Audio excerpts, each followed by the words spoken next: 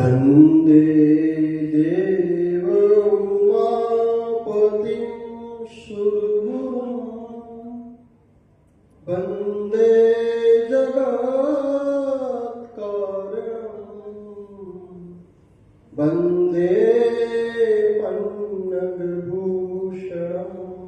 मृगधरं वन्दे पशूनां पतिं वन्दे सूर्यशशाङ्कवह्निनयनं वन्दे मुकुन्दप्रियं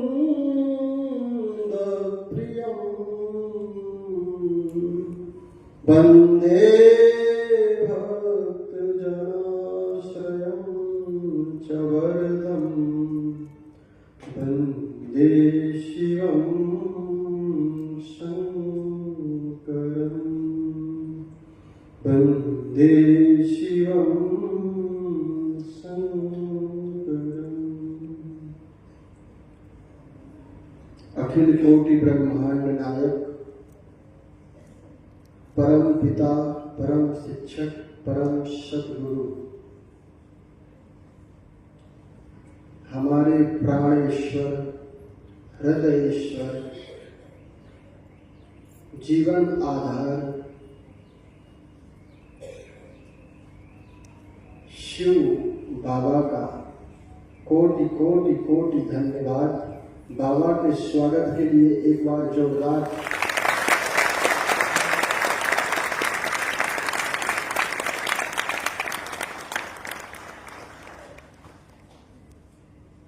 सम्मानित मंच, परम आदरणीय श्रद्धेय सम्माननीय राजयोगी भरत भूषण भाई जी, और आज शिवरात्रि के उपलक्ष्य में कार्यक्रम के आयोजक निमित्त हमारी राजयोगिनी परम आदरणीय निर्मल दीदी और आप सभी लोग जो अपना कीमती समय निकाल करके इस सुंदर से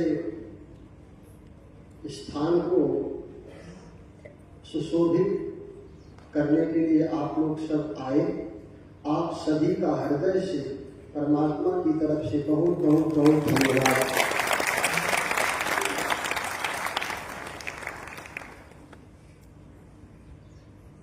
अभी आदरणीय भ्राता जी ने बहुत सारी बातें बताई जो कि हमारे जीवन के लिए अत्यंत आवश्यक है।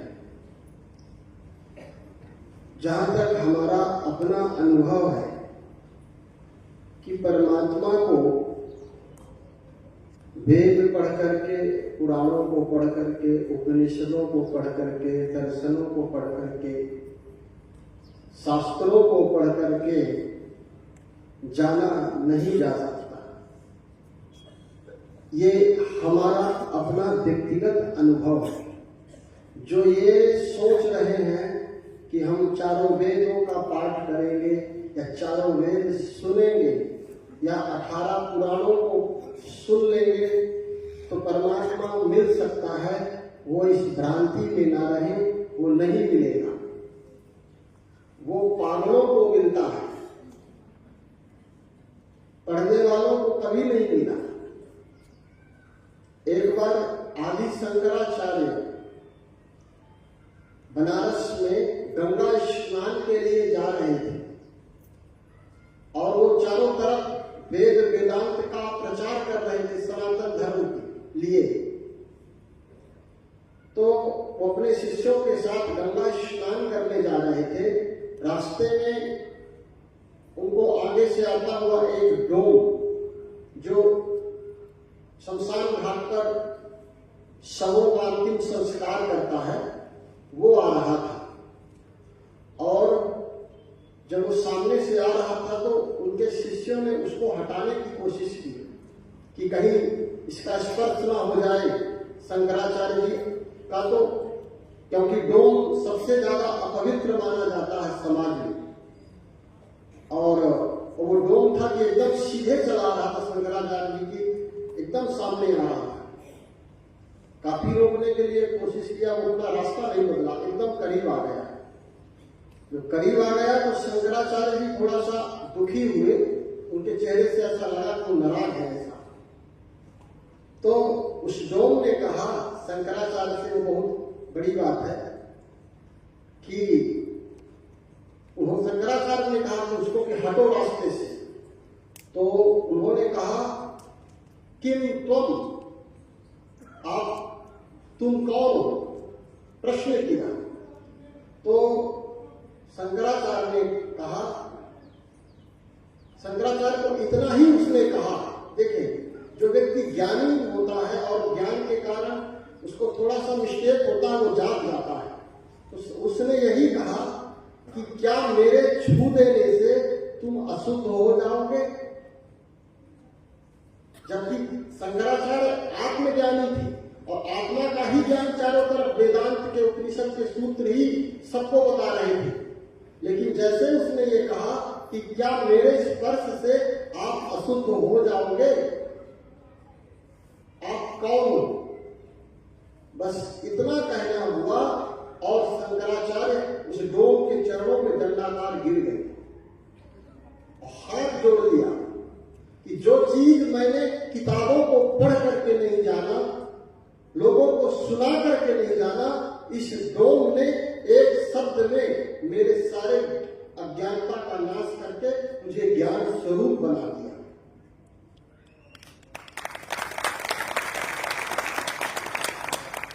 आपको पता होगा न पता हो, यहाँ जितनी माताएं बैठी हैं इसमें से कोई वेदांत उपनिषद पुराण कुछ भी नहीं पढ़ा होगा।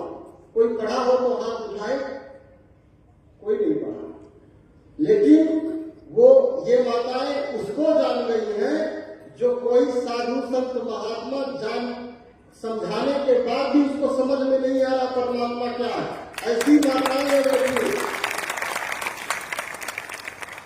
बूढ़ी बूढ़ी माताएं हैं जिन्हें दस्तखत करने भी नहीं आता होगा, आपको लगता है 50% माताओं। लेकिन यदि आप उनके जीवन को देखो तो शिव बाबा का दस्तखत वो स्वयं प्रत्यक्ष प्रमाण है कि पोथी पढ़ जग हुआ पंडित भया न कोई, 2.5 अक्षर प्रेम का पढ़े तो पंडित होय।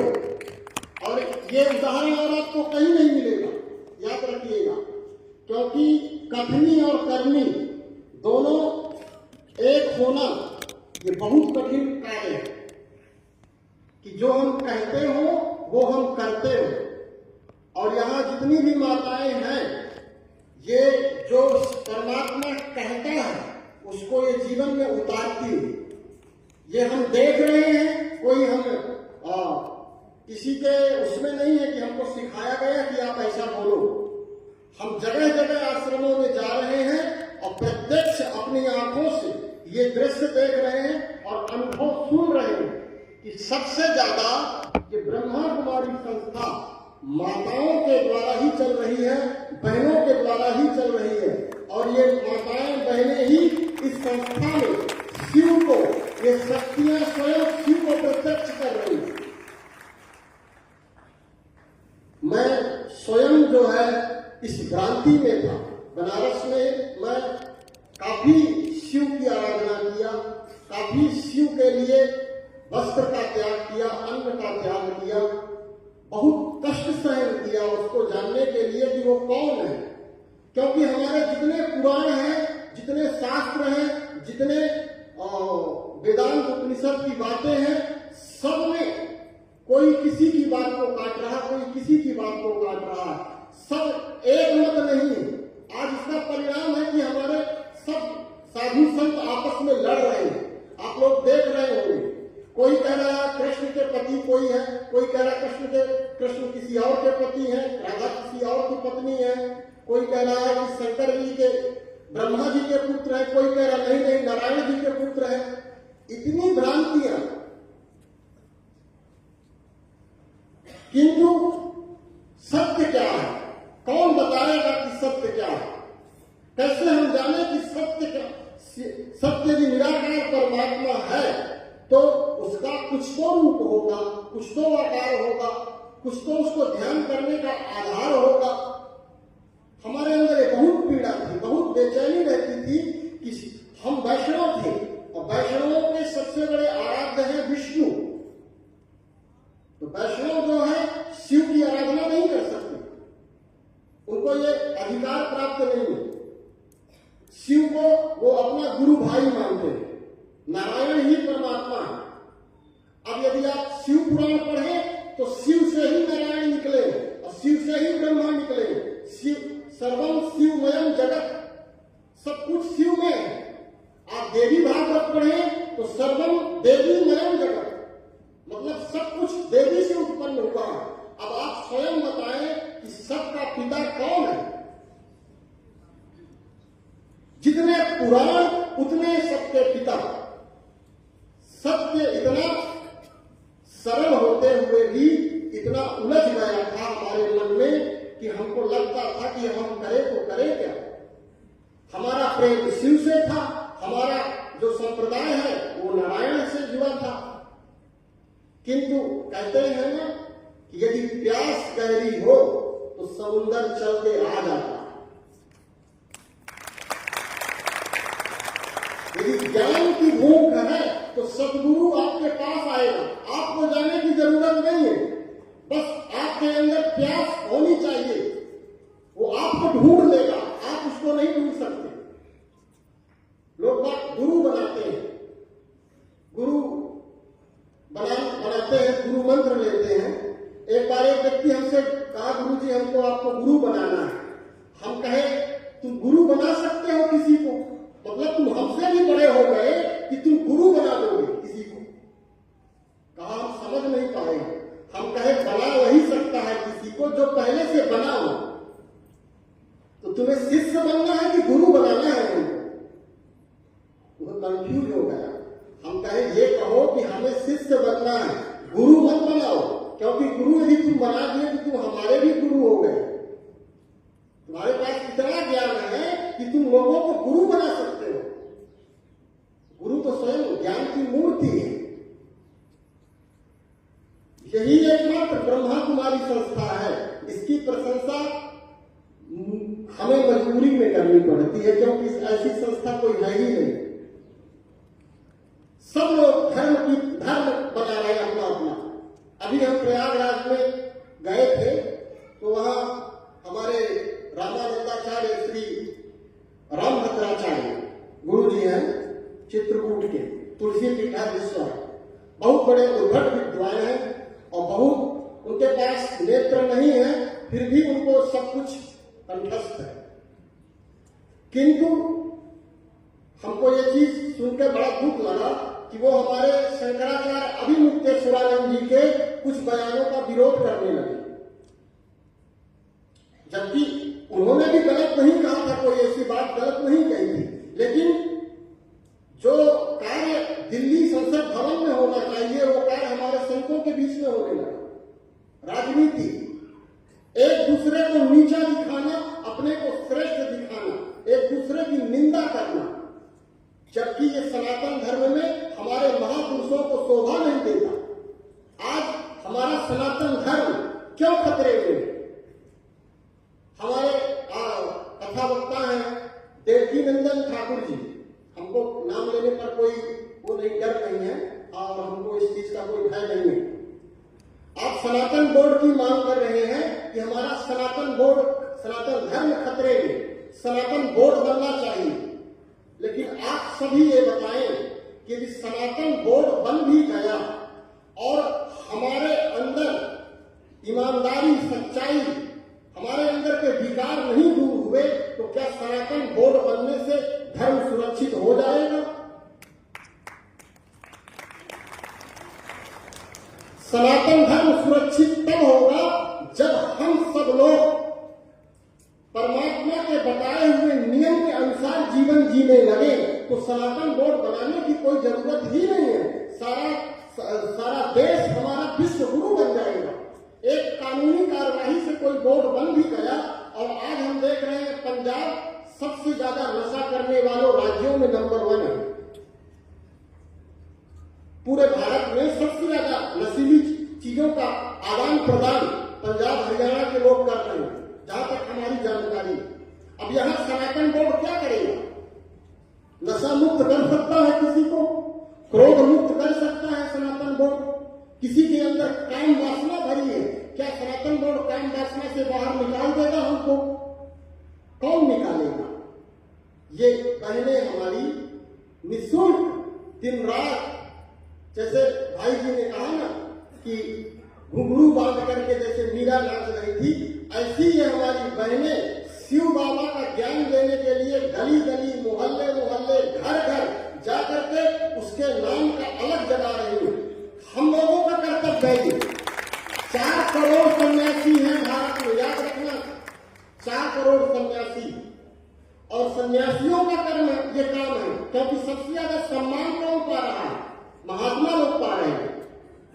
सारा आप जाकर के हमारे गुरुओं का, हमारे महात्माओं का आप जाकर के आश्रम देखिए, बहुत लग्जरी आश्रम बने हुए हैं। तो सबसे ज्यादा सुख वैभव हमारे गुरु लोग पा रहे हैं और सेवा कर रही है हमारी ये बहनें। इन्हें कोई सम्मान नहीं देता, बल्कि यही कहते हैं कि ये जो बिना विवाह के, बिना पति के खत्म हुए सफेद साड़ी पहनी है।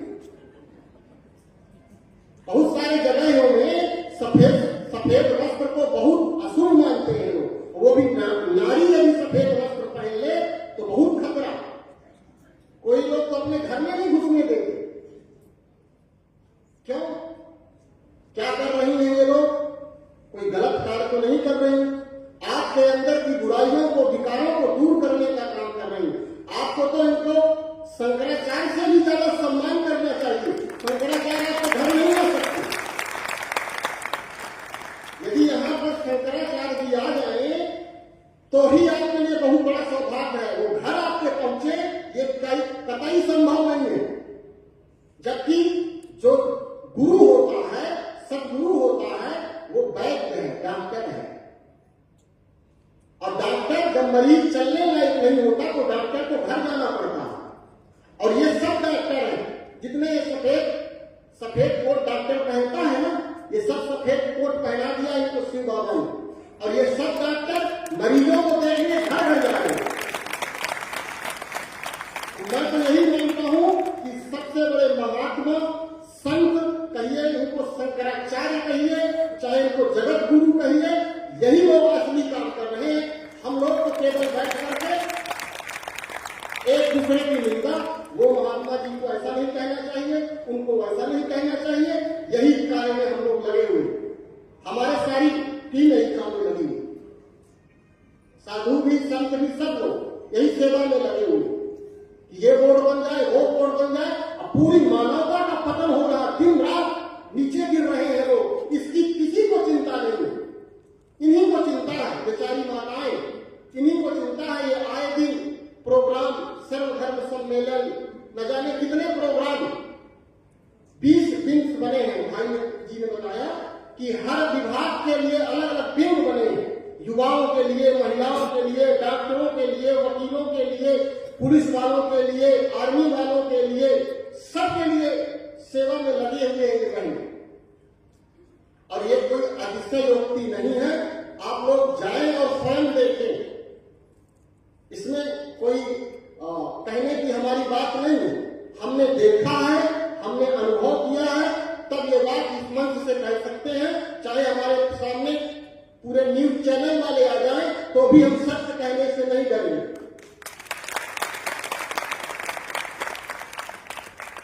और सबसे बड़ी बात, ये संस्था सनातन धर्म के लिए अभूतपूर्व कार्य कर रही है। 140 देश, सोचिए आप, 140 देश, जिसका हमें नाम भी नहीं पता होगा यहाँ जितने लोग हम लोग बैठे।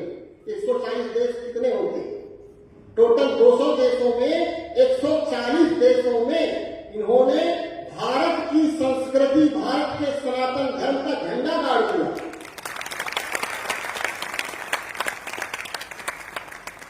ऐसी माताओं बहनों को तो हमें अपने सर में ताज बना करके इनका इतना सम्मान करना चाहिए। धन्य है हमारी भारत भूमि, भारत माता की, यही भारत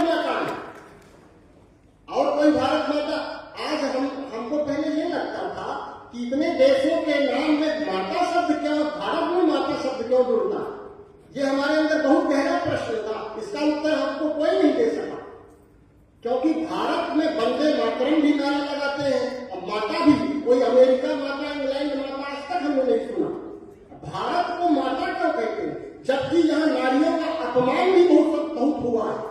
भारत के लोगों ने नारियों को भेड़ बकरी जैसे बांध करके घर के अंदर रखा है, भोग की वस्तु बना के रखा।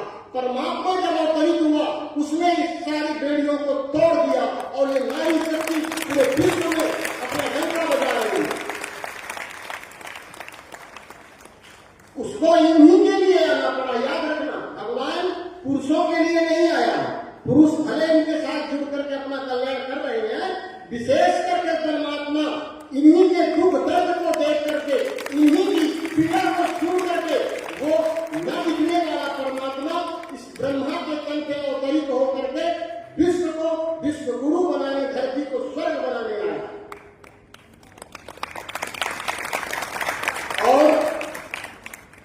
अब तो सबको जागना ही पड़ेगा, और नहीं जागेंगे तो आपको ज्योतिषी गणना के अनुसार हम बता रहे हैं, शनि 29 मार्च को शनि मीन राशि में प्रवेश करने वाले हैं, ज्योतिषी गणना के हिसाब से बता रहे हैं आपको। और शनि जब 5000 साल में मीन राशि में गुरु और शनि का संयोग बनता है, तो विश्व में महाविनाश और महाप्रलय होने का पूरा सारी ज्योतिष की गणना ये प्रमाण देती है कि ये 2025 से सारे विश्व में विनाश का और महापरिवर्तन का कार्य चालू हो जाएगा। पूरे विश्व के ऊपर शनि की 7.5 चलेगी, कोई नहीं बचेगा। जिन्होंने भी पाप कर्म किए हैं वो शनि सबका हिसाब करेगा। ये बात ब्रह्मा कुमारी हमारी माताओं बहनों को 80 साल पहले बता दी गई। और ये ज्योतिषी सारे कह रहे हैं, एक मत है सारे ज्योतिषियों का कि शनि का जब पूरे विश्व के कुंडली पर जो है सन की 7.5 चलेगी, 2032 तक 33 तक बहुत बड़ा परिवर्तन होने वाला है। इस परिवर्तन से सारे विश्व में उथल पुथल मचेगी और आनंद में वही रहेंगे जो उसकी छत्र छाया में, जो उसको जानते हैं, जो उसको मानते हैं, जो उसके अनुसार जीवन जी रहे हैं। उन्हीं को शनि का प्रकोप बचा पाएगा। न आपकी अंगूठी बचा पाएगी नीलम की, न ही शनि को तेल चढ़ाने से आप शनि के प्रकोप से बचेंगे। वो शनि नहीं, वो महाकाल बन करके आया। इसलिए आप सभी से ये शिवरात्रि ध्यान रखिएगा। पहले हमें शिवरात्रि का अर्थ नहीं पता, क्योंकि अभी जब हम संस्था में आए जुड़े तब हमें पता चला कि ये शिव जयंती है। शिवरात्रि को यहाँ इस संस्था एकमात्र ऐसी संस्था है जो शिवरात्रि को दूसरा नाम दिया है शिव जयंती, मतलब शिव जी का जन्म। तो दूसरी तरफ एक तरफ ये कहते हैं कि जन्म कर्म चमे दिव्यम, भगवान का जन्म और कर्म दोनों दिव्य है। वो किसी के गर्भ से जन्म नहीं लेता, स्वयंभू है। फिर वहां जन्म जयंती कैसे? और रात्रि शब्द शिव के साथ क्यों जुड़ा है? किसी के साथ रात्रि शब्द नहीं जुड़ा, केवल शिव के साथ रात्रि और शक्ति के साथ रात्रि, नवरात्रि और शिवरात्रि। मतलब शिव अपने शक्तियों के साथ रात्रि में ही आता है। और वो भी रात्रि में क्यों आता है? क्योंकि दिन में आएगा तो लोग उसको पकड़ लेंगे।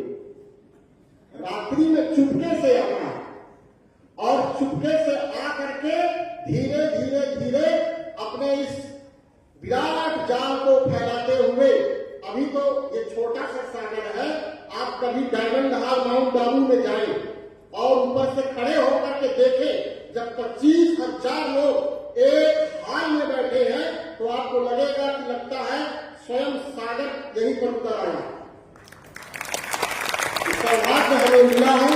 आप सभी लोग जो भी नहीं गए हैं, एक बार जरूर हमारे कहने से उस स्थान को जरूर देखें जहां स्वयं भगवान अपने चरण रखे हैं, जहां स्वयं भगवान अपनी वाणी से पूरे विश्व को अनुपम गीता का ज्ञान दिया है। उस धरती को एक बार सबको स्पर्श करना जरूर चाहिए। यदि आप लोग देर करेंगे तो समय हो सकता है आज आप हैं कल आप न रहें। इसलिए शुभ कार्य में देरी नहीं करनी है। और एक बात, जब जब धर्म की अति ग्लानि होती है, गीता में ये कहा गया है कि जब जब धर्म की अति ग्लानि होती है तब तक भगवान आते हैं। अब धर्म की ग्लानि क्या होती है किसी को पता ही नहीं। धर्म की ग्लानि क्या होती है?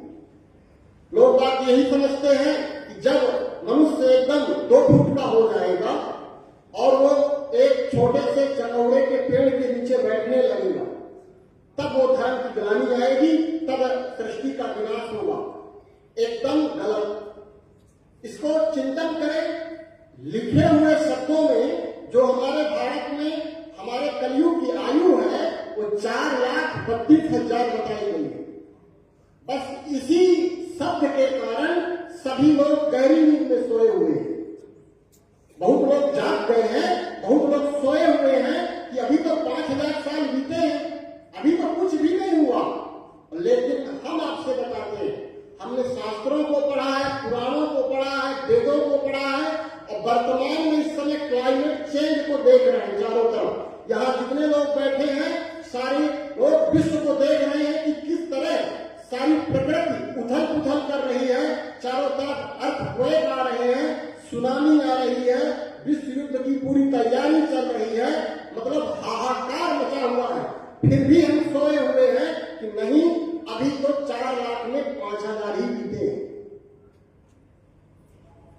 बहुत दुख की बात है कि हमारी आंख, भगवान ने हमको आंख दिया है, कान दिया है, फिर भी हम न आंखों देखी बात को सच मान रहे, न कानों सुनी बात को सच मान रहे। हम जो पुस्तक में लिखा है उसी को पकड़ करके बैठे हुए हैं। और ये समय जा रहा है, ये समय इतना अनमोल है। आप लोग देखें इस बार प्रयागराज के कुंभ में कितनी भगदड़ में कितने लोगों ने जान गंवा दी, कितने लोगों ने अपने अपनों को खो दिया। किस लिए? पुण्य कमाने के लिए, मोक्ष पाने के लिए लोगों ने अपने जीवन की आहुति दे दी। क्या लगता है आपको कि सत्कर्म से हमारे जीवन में पाप कटेंगे, हमको पुण्य मिलेगा, या गंगा स्नान करने से? गंगा पतित पावनी है। हमारे शास्त्रों में गंगा को पतित पावनी कहा है, किंतु हमारी गीता, हमारी रामचरितमानस, हमारा भागवत, सारे पुराण एक ही मत को स्वीकार करते हैं। कर्म प्रधान विश्व रचिराखा, जो जस करहि सो तस फल चाखा। कर्मण्येवाधिकारस्ते। कर्म सबसे ज्यादा यदि किसी चीज को पालन करने की जरूरत है तो हमको हमारे कर्मों को पालन करना है। स्वयं गंगा मैया अपने पुत्र भीष्म पितामह को पाप से मुक्त नहीं कर पाई। 6 महीने गंगा पुत्र भीष्म से सैया पर पड़े थे, बाणों की सैया में पड़े थे, उनका पाप नहीं कटा क्योंकि वो उन्हीं के पुत्र हैं। तो जो मां अपने बेटे का पुत्र पाप नहीं काट सकी, वो क्या हमारा पाप काट सकेगी? क्यों काटेगी? हमने जान करके पाप किए हैं, वो क्यों हमारा पाप काटेगी? अनजान में कोई पाप नहीं किया है। तो कृष्ण से पितामह ने पूछा कि प्रभु 100 जन्मों का मुझे याद है, 100 जन्मों में मैंने किसी को कोई दुख कोई पीड़ा कभी नहीं दी, फिर मुझे इतना दर्द क्यों सहन करना पड़ता है? इतने 6 महीने से मैं बाणों की सैया में लेटा हूं, क्यों? तो भगवान ने, कृष्ण ने कहा कि एक थोड़ा सा और पीछे जाओ, 100 तक तो नहीं किया ना, और पीछे जाओ। तो और जब पीछे उन्होंने देखा तो एक बार उन्होंने जंगल में विहार करते समय उनके ऊपर एक छिपकली गिर गई। तो छिपकली को उन्होंने हटाने के लिए हाथ में गिरी थी तो उन्होंने ऐसे कर दिया। अब वो छिपकली जाकर के कांटों में उलझ गई। अब वो कांटों में ऐसी उलझ गई कि 6 महीने लगे उसके प्राण निकलने में। चारों तरफ से कांटे बिधे थे। उसी का श्राप होगा कि उन्हें 6 महीने उनको भी कांटों पर सोना पड़ा। तो जब स्वयं गंगा मां ने अपने पुत्र को अपने पाप कर्मों से मुक्त नहीं किया तो भला हमको हमारे पाप कर्मों से वो मुक्त क्यों करेंगे? ये बात हमारे संतों को पता है, कोई नहीं बता रहा। मोक्ष मिल जाएगा। मोक्ष मतलब क्या होता है? मोक्ष मतलब होता है दुखों से मुक्ति। दुखों से मुक्ति तब मिलेगी जब ज्ञान आएगा आपके अंदर, और ज्ञान से अहंकार खत्म हो जाएगा, तब हमारे जीवन से दुख घटेंगे, ना कि गंगा मैया हमारा दुख हटाएंगे। अभी जब खबर हुई तो उसके बाद एक पत्रकार ने माता से इंटरव्यू लिया। वो माता बहुत रो रही थी, उसका अपना एक ही बेटा था, खो गया। इतना रो रही थी, रो रो करके गिर जा रही थी। उस पत्रकार ने माता से जब कहा कि माता जी आपका क्या, तो उन्होंने बताया उनकी अपनी पीड़ा, और उन्होंने यही कहा कि मैं आज के बाद कभी गंगा जी नहीं आऊंगी, गंगा मैया ने मेरे बेटे को ले लिया। आप स्वयं सोचें कि कोई माँ, गंगा माँ जगत माता है, वो आपके बेटे को ले, किसी के बेटे को लेगी। किसी को दुख दे सकती है वो देवी माँ, कभी नहीं देगी। लेकिन हम ऐसा मूर्खतापूर्ण कार्य करेंगे तो स्वयं ही अपने पैर में कुल्हाड़ी मारेंगे और दोष लगा देंगे गंगा मैया का। ये समझने की बात है। आप लोग गीता पढ़ें, स्वयं समझें। इस बात, हमारी बातों का अन्यथा मत लेना। हम आपके हैं, आप हमारे हैं। हम केवल अपना अनुभव बता रहे हैं कि ज्ञान गंगा में स्नान किए बिना नहीं ज्ञानेन सदृशम पवित्रम इह विद्यते। भगवान ने अर्जुन को कहा, अर्जुन ज्ञान के समान पवित्र इस दुनिया में कुछ भी नहीं है। या विद्या साभिमुक्त है, बिना ज्ञान के मुक्ति संभव नहीं है। चारों वेद कह रहे हैं यही बात, गीता कह रही है यही बात, सारे पुराण उपनिषद सब यही बात कह रहे हैं कि ज्ञान के बिना मुक्ति संभव नहीं है। और वो ज्ञान, ये हमारी बहनें, जो हमारी बहनें हैं, ये आत्मज्ञान। और वो ज्ञान कोई किताबों का ज्ञान नहीं, क्योंकि वो ज्ञान तो हमारे पास भी था, हमें भगवान नहीं समझ में आ रहा। आत्मज्ञान, जब तक आत्मज्ञान नहीं होगा, जब तक हम खुद को नहीं जानेंगे, खुदा को पहचान नहीं सकते। चाहे आप कितने भी मंदिर जाएं, तीर्थों में जाएं, भागवत एक बार नहीं 108 बार सुन ले, लेकिन यदि खुद को नहीं जाना, खुद को नहीं खोजा, खुद को नहीं पहचाना, तो परमात्मा को पहचानना, जानना, मानना सब झूठा है।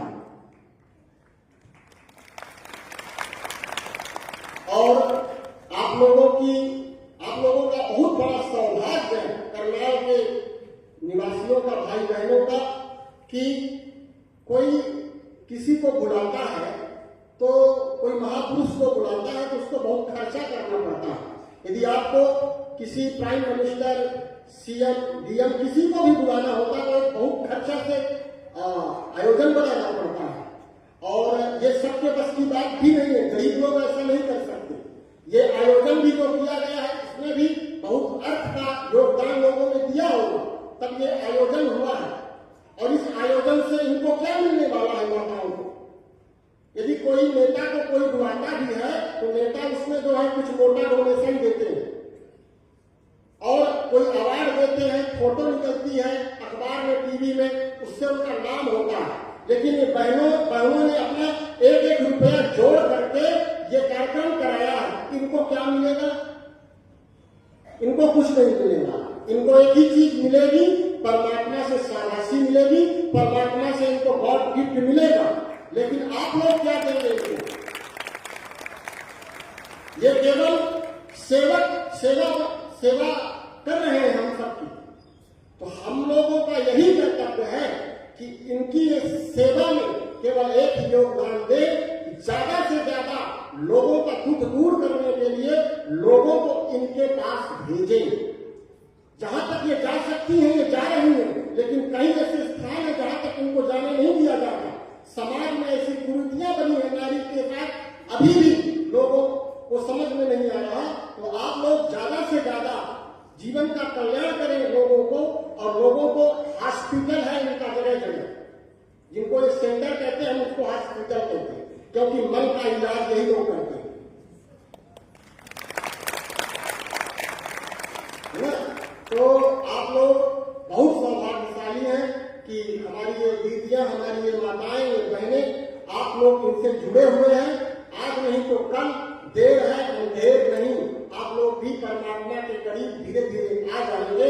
ये हमारा अपना विश्वास है, क्योंकि ये बहनें निरंतर इस कार्य में अपना सब कुछ तन मन धन, हमको सन्यासी बनना, साधु बनना सरल है, बहुत सरल है। पुरुष के लिए कोई कठिन कार्य नहीं, इसीलिए 4 करोड़ सन्यासी हो गए। जिनको घर से खाना नहीं मिलता, घर से लड़ाई झगड़ा हुआ, वो बाबा बन गए। नारी नुई ग्रह संपत्ति नासी, मूढ़ मुराय भय सन्यासी। पत्नी से छुटकारे गए, घर से समाज से निकाले गए, वो महाराज जी बन गए और वहां उनकी सेवा हो रही, पूजा हो रही, फ्री में बढ़िया आनंद ले रहे हैं। इतना सरल नहीं है संत बनना, बहुत बड़ा बलिदान करना पड़ता है, सबके पास की बात नहीं है। देखिए इन माताओं ने घर में रह करके, परिवार के साथ रह करके अर्जुन को गीता सुनाया है भगवान ने, किसी सन्यासी को नहीं सुनाया गीता। अर्जुन कोई सन्यासी था क्या? कोई बैरागी, कोई नागा बाबा था? नहीं, अर्जुन एक पत्नी बच्चों वाला, परिवार में मोह में ग्रसित एक व्यक्ति था, उसको चुना भगवान ने गीता सुनाने के लिए।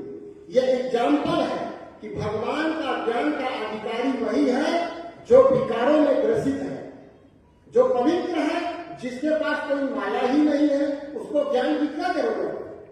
तो सबसे ज्यादा जरूरत सन्यासियों को ज्ञान की नहीं है, न महात्माओं को है, आप लोगों को है, क्योंकि महाभारत दिन रात आपके घर में चल रही है। और इस महाभारत से यदि महाभारत में जीत पानी है, घर के जो हमारे अंदर महाभारत चल रही है, बाहर महाभारत चल रही है, जब तक हमारे अंदर गीता ज्ञान का प्राकट्य उद्भव नहीं होगा, तब तक हमारे जीवन में परमात्मा से मिलन, परमात्मा से प्रेम और दुखों से मुक्ति संभव नहीं है।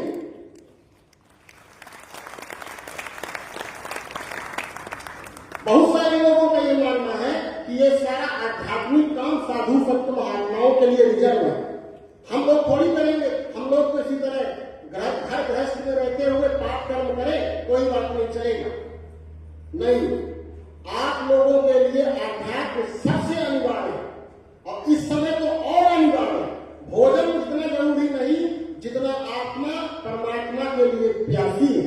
सबको शांति चाहिए, प्रेम चाहिए, आनंद चाहिए। कौन ऐसा है जिसको शांति नहीं अच्छी लगती? और वो शांति कहां से मिलेगी? शांति मिलेगी वो शांति सागर से जुड़ने के बाद।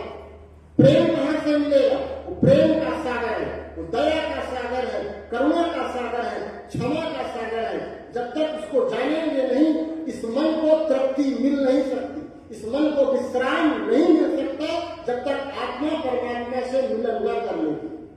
और ये संस्था आप लोग कभी आइए, इतना सरल तरीके से ये भगवान को मिला देते हैं कि हमको पहले तो बड़ा कठिन लगा, क्योंकि हमारे अंदर अहंकार था, बहुत कठिन लगा भगवान को पहचानने में।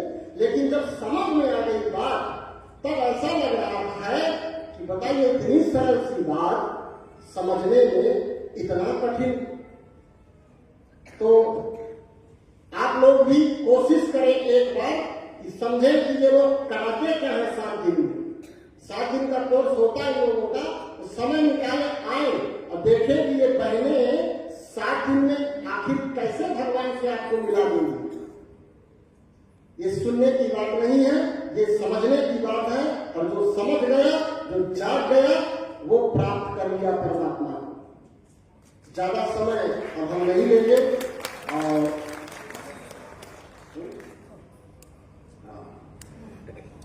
क्योंकि करनाल जो है हमारा यहाँ पहली बार आना हुआ, और आप लोगों का प्यार था जो हमको यहाँ खींच लाया। यहाँ हमारे आने की कोई वो नहीं थी, आप लोगों का संकल्प था, दिल का प्रेम था, जो परमात्मा ने हमको आपके पास भेजा। और हमारा सबसे बड़ा सौभाग्य है कि हमें चलती फिरती गंगाओं के दर्शन हो रहे हैं, रोज कुंभ में नहा रहे हैं। इतनी सारी गंगाएं हैं, इन गंगाओं के कारण पता नहीं कितने पतित पावन हो गए।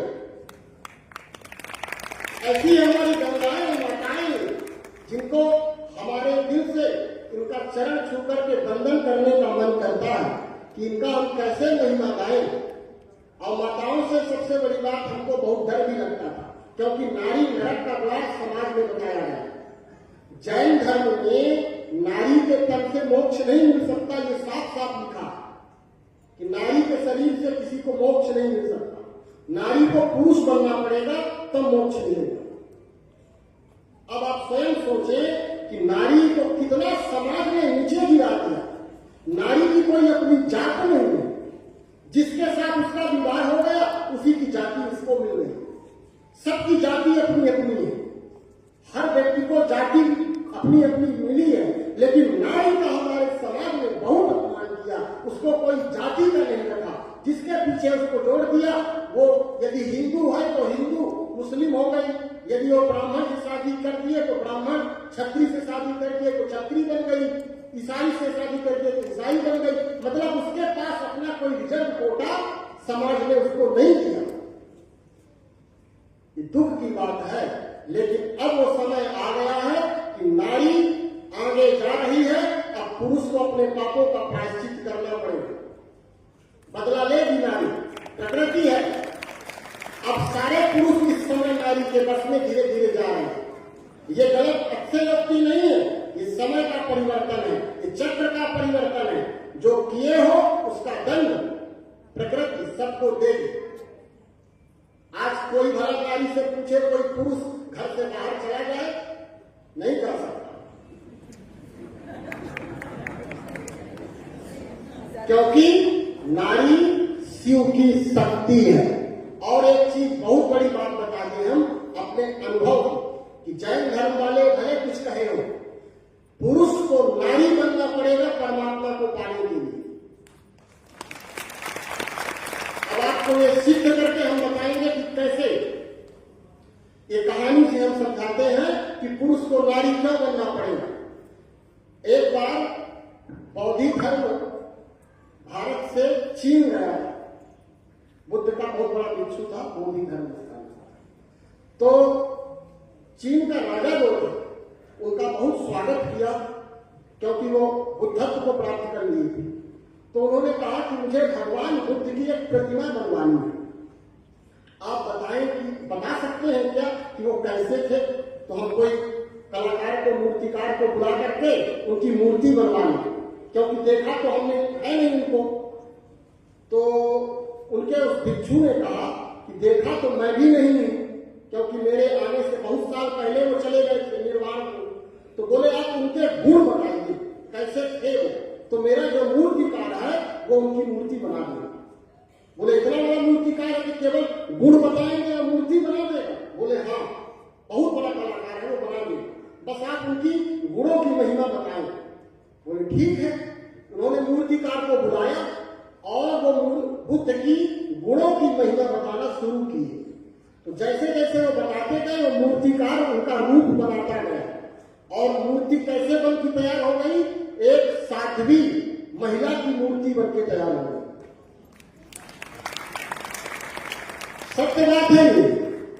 वो राजा चकित हो गया, हैरान हो गया, अरे भैया हम बुद्ध पुरुष थे, पागल हो तुम कैसे मूर्ति बना दी।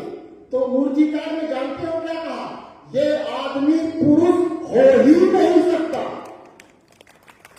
जो गुण बता रहे हैं इसके, दया की मूरत, प्रेम की मूरत, ममता की मूरत, करुणा की मूरत, क्षमा की मूरत, वात्सल्य की मूरत, ऐसा व्यक्ति बाहर से हो सकता है पुरुष का ढांचा हो, अंदर से तो ये जगत पाता है।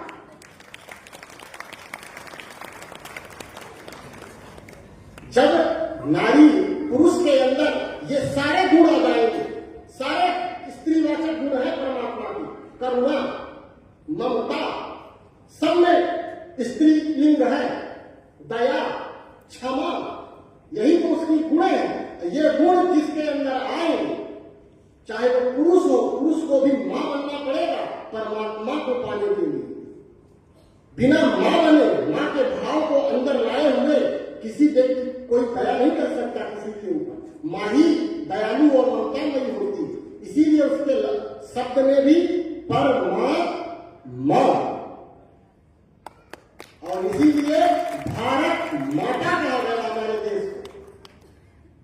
तो जब पुरुष स्त्री बनेगा और स्त्री पुरुष बनेगी, अपोजिट, स्त्री को यदि परमात्मा को पाना है तो उसके अंदर अपनी जो कोमलता है, जिसके कारण से वो डरती है लोगों से, भावनात्मक रहती है ना, उसको त्यागना पड़ेगा स्त्री को। स्त्री को अंदर से पुरुष के शक्ति स्वरूप में आना पड़ेगा। बाहर से स्त्री रहे तो चलेगा। इसीलिए आपने देखा होगा कि जो माताएं परमात्मा की आध्यात्म की तरफ चलती हैं, उनका चेहरा धीरे धीरे पुरुषमय होने लगता है। अनुभव किया होगा आप सबने कि उनका चेहरे में एक पुरुष वाला भाव आ जाता है, और जो पुरुष परमात्मा की तरफ आगे बढ़ता है, परमात्मा को जानने की कोशिश करता है, उसके अंदर ममता, उसके अंदर प्रेम का प्राकट्य होने लगता है। ये हमने स्वयं अनुभव किया इस चीज को। तो नारी के बिना कोई परमात्मा को प्राप्त नहीं कर सकता, और नारी के बिना कोई ब्रह्मचारी भी नहीं बन सकता। परीक्षा ये नहीं और सर्टिफिकेट ले ली, ये कैसे हो सकता है? नारी सर्टिफिकेट देगी पुरुष को कि तुम ब्रह्मचारी हो, अकेले अपने आप में सर्टिफिकेट ले लिया कोई कि मैं ब्रह्मचारी हूं। किसको परीक्षा दिया? एक नारी बताएगी, हम खड़े हैं, वहां पर एक नारी खड़ी है, नारी की दृष्टि बता देगी कि यह व्यक्ति ब्रह्मचारी है या व्यभिचारी है। अब सर्टिफिकेट मिली। इसीलिए हमारे संत महात्मा लोग जेल जा रहे हैं व्यभिचार के कारण। हम अब ये बात नहीं कहेंगे, क्योंकि ये बात आप लोगों को बताना ठीक नहीं है, क्योंकि आप लोगों की श्रद्धा है। हम तो 12 साल बनारस में रहे हैं, सारे महात्माओं साधु संतों को अच्छे से देखे हैं, जानते हैं, और सत्य कहने में कभी डरते नहीं।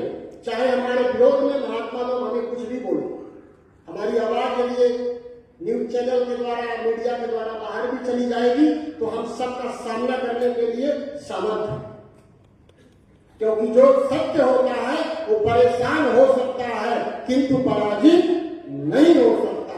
और हमारे भारत में सत्य बोलने वालों को बहुत अपमान किया गया।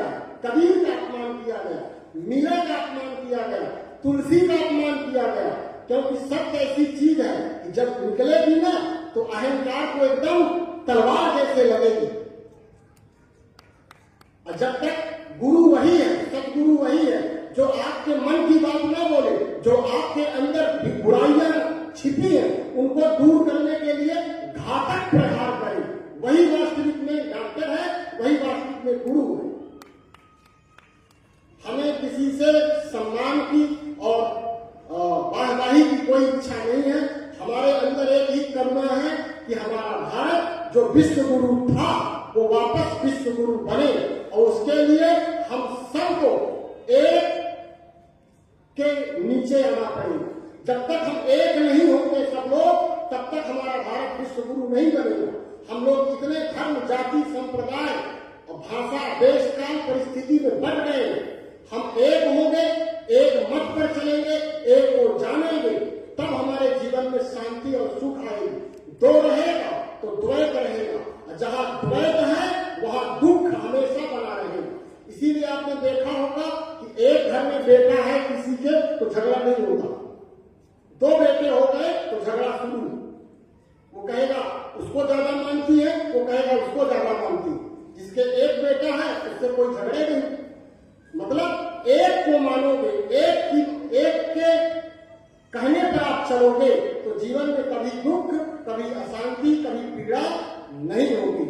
आप लोगों ने इतना ध्यान पूर्वक और धैर्य पूर्वक हमारी बातों को सुना, उससे हम बहुत अनुग्रहित हैं, और हमें आशा है कि आपने आज जो सुना है उसमें से 1% तब भी अपने जीवन में उतारेंगे। यदि आपने 1% भी इस बातों को अपने जीवन में उतार लिया तो हमारा मानना है कि हम सब एक परमात्मा शिव बाबा के साथ निश्चित जुड़ जाएंगे। एक बार सभी लोग हमारे साथ ओम की ध्वनि करेंगे, फिर उसके बाद हम वाणी को विराम देंगे। शांति से बैठ जाएं, थोड़े समय के लिए सब कुछ भूल जाए। जो जो अभी आपने संसार से जाना है, पाया है, सब कुछ भूल जाए। ऐसे होकर बैठ जाए जैसे एक छोटा सा बच्चा जिसका कोई किसी से मोह नहीं, किसी से लगाव नहीं, सबसे न्यारा और प्यारा है, एकदम छोटे बच्चे जैसे निर्दोष, साफ सुथरा हृदय से परमात्मा को समर्पित कर दे सब कुछ, और बड़े प्रेम और बड़े भाव से मन को शांत करके हमारे साथ ओम की ध्वनि करें।